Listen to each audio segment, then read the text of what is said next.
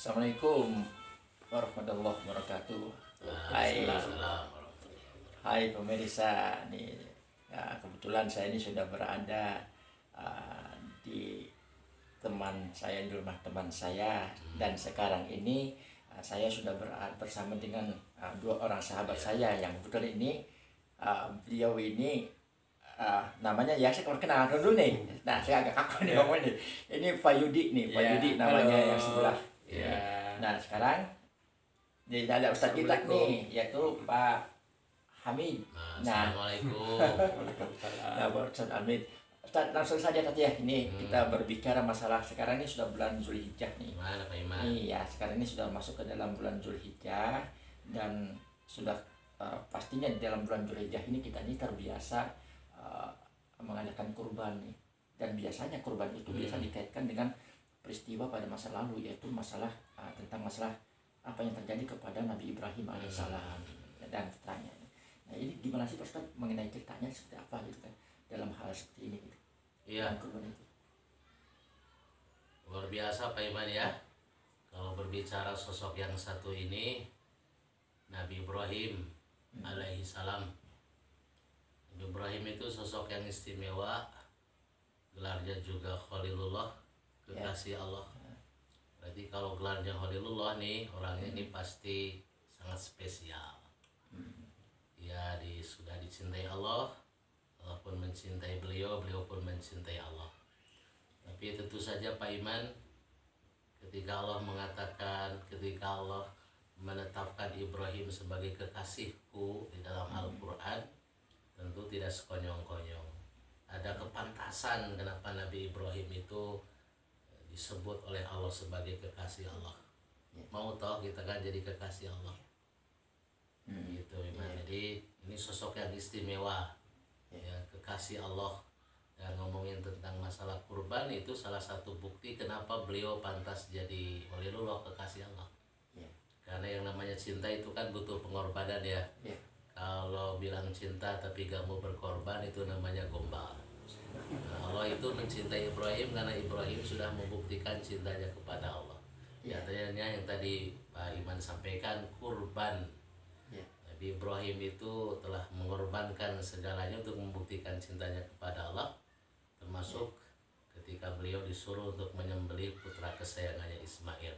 Nabi Ibrahim membuktikannya, dan itulah kenapa Ibrahim spesial, ditetapkan oleh Allah dan menjadi uswatun hasanah bagi seluruh manusia. Oh iya. Berarti di sini ada suatu istilah bahwa Nabi Ibrahim itu saking cintanya kepada Allah, beliau ini bersiap untuk mengorbankan segala apa yang dia punya seperti itu. Tentu saja. Ya. Bayangin saja Pak Iman ya Pak Yudi, rupanya beratnya ujian hidup kita ini gak ada apa-apanya kalau dibandingkan dengan beratnya ujian Allah kepada Nabi Ibrahim. Itu Nabi Ibrahim berdoa kurang lebih 86 tahun kepada Allah, Rabbi habli minas solihin, gak jemu-jemu berdoa pengen punya keturunan. Ketika sudah punya keturunan, lahirlah Ismail dari istrinya Siti Hajar. Tapi di surah Ibrahim 37, ujian berat datang ketika Allah menyuruh Nabi Ibrahim meninggalkan anak istrinya fi wadin ghairi dizar'in, di tempat yang jauh sekali, yang di tempat yang gersang. Di tempat yang gersang, gak ada tumbuhan satupun, gak ada air setetes pun. Itu Nabi Ibrahim harus tega meninggalkan anak istrinya. Termasuk ketika sudah sekian lama berpisah dengan anak yang dicintainya, falamma balagha ma'usa, ya, ketika anaknya Ismail sudah berangkat remaja, itu Allah menyuruh Ibrahim untuk menyembelih Ismail. Jadi secinta-cintanya Allah sama cintanya Nabi Ibrahim terhadap Ismail, tak bisa mengalahkan ketaatannya kepada Allah Subhanahu wa Ta'ala. Bukan berarti Ibrahim tidak cinta sama Ismail. Ayah mana yang tidak sayang sama anaknya? Apalagi Ismail seorang anak yang cerdas dan soleh. Tetapi secinta-cintanya beliau terhadap Ismail, maka ketaatan kepada Allah menjadi yang nomor satu. Subhanallah Pak, kalau misalnya kita lihat ya kisah tadi yang disampaikan Ustadz itu sangat luar biasa itu. Nabi Ibrahim sampai saking cintanya kepada Allah Subhanahu wa taala, beliau ini sampai mengorbankan dengan apa yang dia cintainya itu. Iya. Nah, itu termasuk anak yang beliau dambakan sebelum Nabi Ismail alaihissalam itu dilahirkan, belum punya anak. Setelah punya anak, malah Allah memerintahkan untuk dikurbankan. Berarti ini sangat pengorbanannya sangat luar biasa Nabi Ibrahim. Akibat ketaatannya kepada Allah Subhanahu wa taala tadi ya. Iya. Seperti itu. Nah, sampai Nabi Ibrahim juga sampai saking cintanya kepada Allah Subhanahu wa taala, apapun yang dia cintainya ini atau beliau cintai ini itu siap dikorbankan kalau misalnya Allah memerintahkan sesuatu kepada Nabi Ibrahim alaihissalam. Iya. Seperti itu, Ustaz. Iya. Nah, ini yang tinggal kita mengoreksi diri kita. Nabi Ibrahim uswatun hasanah bagi kita. Dan di surah Al-Baqarah 124 dan Allah mengatakan inni ja'ilu kalinasi imama, qala inni ja'ilu kalinasi imama. Firman Allah, hai Ibrahim, sesungguhnya aku menjadikan engkau sebagai imam, pemimpin, suri teladan bagi seluruh manusia. Dan di antara bentuk keteladanan yang disampaikan Nabi Ibrahim yang harus kita teladani adalah tadi semangat berkorban, membuktikan cinta kita kepada Allah. Kalau Nabi Ibrahim sanggup mengorbankan anaknya, nah kita nih sebagai generasi pelanjut dan mewariskan perjuangan Rasulullah SAW harus bertanya kepada hati kita, sudah sejauh mana kita berkorban demi kepentingan agama Allah, menunjukkan cinta kita kepada Allah Subhanahu wa taala, menunjukkan taat kita kepada sunnah Rasulullah SAW. Dan jangan salah Pak Iman, ketika kita mentaati sunnah Rasulullah itu membutuhkan pengorbanan.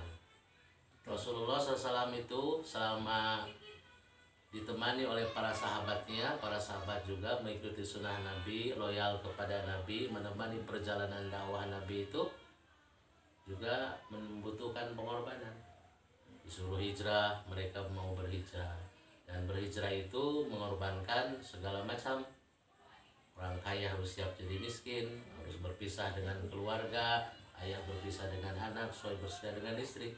Setibanya di Madinah nih, Rasulullah SAW itu 10 tahun di Madinah, kita melihat pengorbanan beliau dan juga perjuangan para sahabat, semangat berkorban untuk membuktikan cinta kepada Allah. Selama 10 tahun di Madinah ada 27 kali perang Ghazwah, ada 47 kali perang Syariah. Jadi bisa Pak Yudi bayangkan, bisa Pak Iman bayangkan 27 perang Ghazwah. Perang Ghazwah itu perang yang diikuti langsung oleh Rasulullah. Dan perang Syariahnya ada 47, berarti rata-rata selama 10 tahun ada 74 kali peperangan. Kalau dalam 10 tahun ada 74 kali peperangan, berarti setahun berapa kali ya Pak Yudi? Setahun berapa kali? Rata-rata berarti Rasul ngajak 7 kali perang. Nah, kalau dirata-ratakan berarti dalam 1 tahun itu berapa ya? 7 kali perang. Tiap 2 bulan sekali Rasul ngajak perang. Nah, jadi para sahabat itu gak diajak shopping, gak diajak belanja. Itulah pengorbanan kita, dan kita malu ya sama para salafus soleh lebih dari salafus soleh dulu. Itulah hakikat daripada pengorbanan. Dan semoga saja saudara-saudara kita yang berkorban tahun ini itu kurbannya makbul, diterima oleh Allah Subhanahu wa taala, diikhlaskan hatinya, dibulatkan niatnya lillahi ta'ala. Ini menunjukkan mereka mengorbankan harta, rizki dari Allah untuk kepentingan agama Allah dan untuk ketaatan kepada Allah. Amin. Ya, Ustaz nih.